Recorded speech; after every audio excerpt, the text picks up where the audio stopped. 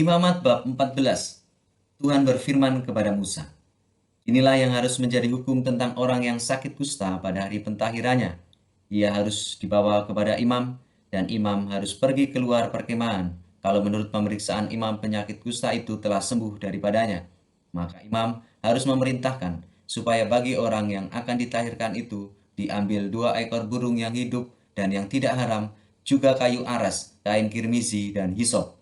Imam harus memerintahkan supaya burung yang seekor disembelih di atas belanga tanah berisi air mengalir. Tetapi burung yang masih hidup haruslah diambilnya bersama-sama dengan kayu aras, kain kirmisi, dan hisop.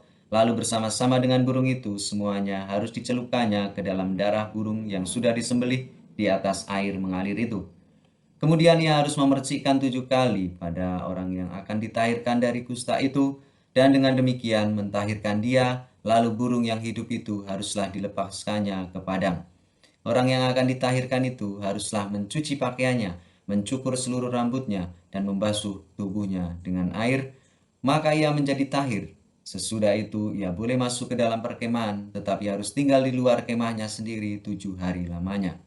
Maka pada hari yang ketujuh ia harus mencukur seluruh rambutnya, rambut kepala, janggut, alis, bahkan segala bulunya harus dicukur, pakaiannya dicuci, dan tubuhnya dibasuh dengan air, maka ia menjadi tahir.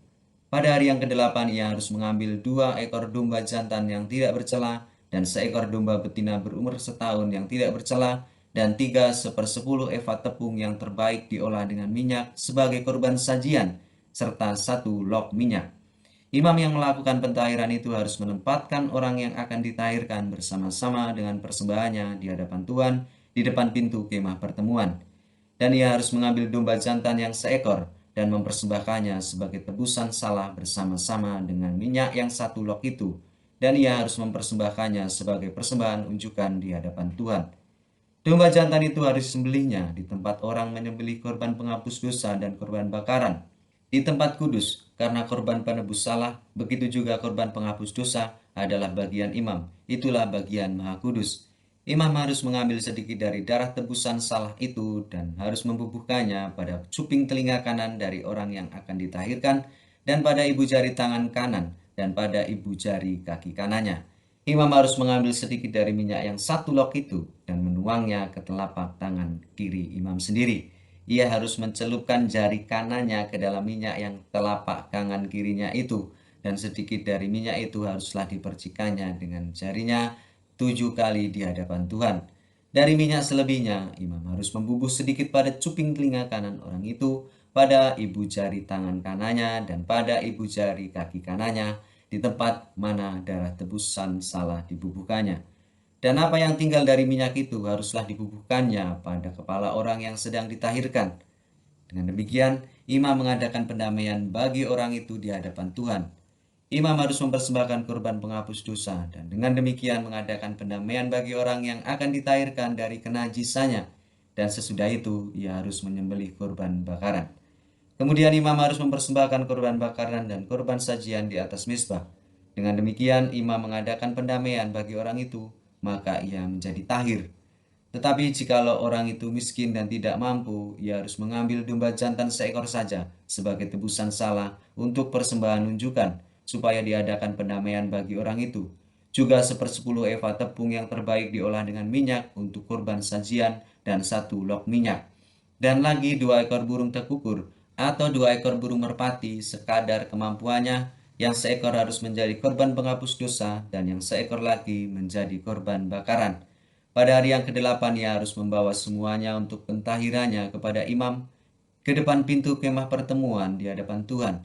Kemudian imam harus mengambil domba tebusan salah dan minyak yang 1 log itu. Lalu imam harus mempersembahkan semuanya sebagai persembahan unjukan di hadapan Tuhan. Ia harus menyembelih domba tebusan salah, dan imam harus mengambil sedikit dari darah tebusan salah itu dan membubuhnya pada cuping telinga kanan orang itu, dan pada ibu jari tangan kanan dan ibu jari kaki kanannya.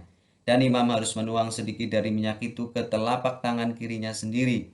Lalu sedikit dari minyak itu haruslah dipercikan oleh imam dengan jari kanannya 7 kali di hadapan Tuhan.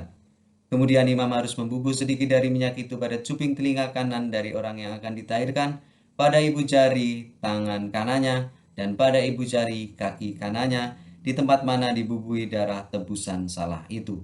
Dan minyak selebihnya haruslah dibubuhnya kepada kepala orang yang akan ditahirkan, supaya diadakan pendamaian bagi orang itu di hadapan Tuhan. Lalu ia harus mempersembahkan seekor dari kedua burung tekukur atau anak burung merpati yang dibawa orang itu sekadar kemampuannya, yang seekor sebagai korban penghapus dosa dan yang seekor lagi sebagai korban bakaran di samping korban sajian. Dengan demikian, imam mengadakan pendamaian bagi orang yang akan ditahirkan di hadapan Tuhan. Itulah hukum tentang pentahiran seseorang yang kena kusta yang tidak mampu.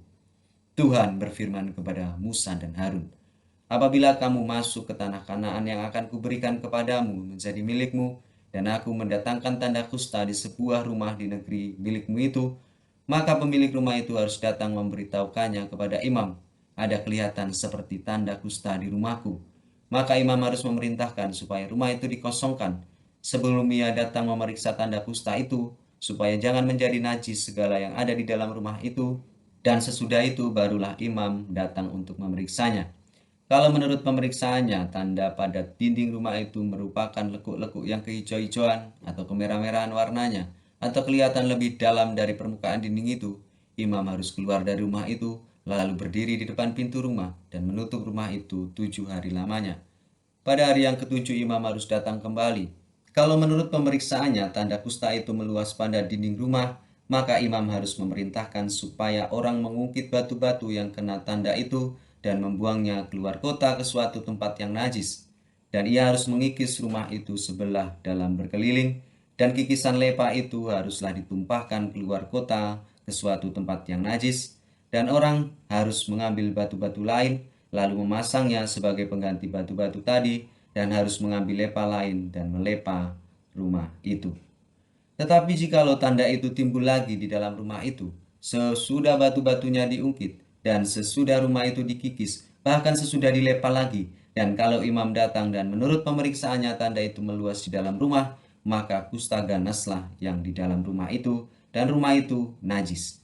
Rumah itu haruslah dirombak, yakni batunya, kayunya, dan segala lepa rumah itu. Lalu dibawa semuanya keluar kota ke suatu tempat yang najis.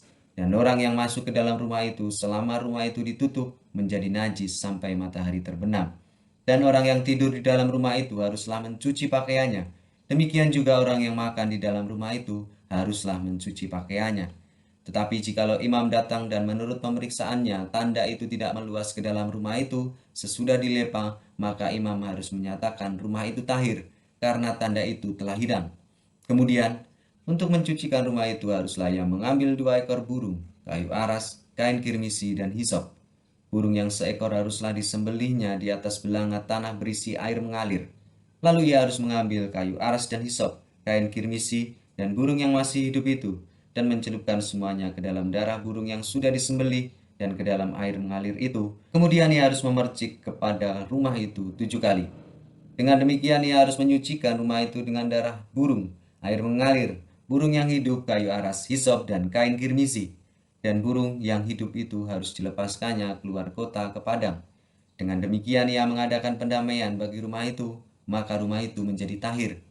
Itulah hukum tentang setiap penyakit kusta, kudis kepala, tentang kusta pada pakaian dan rumah, tentang bengkak, bintil-bintil, dan panau, untuk memberi petunjuk dalam hal najis atau dalam hal tahir.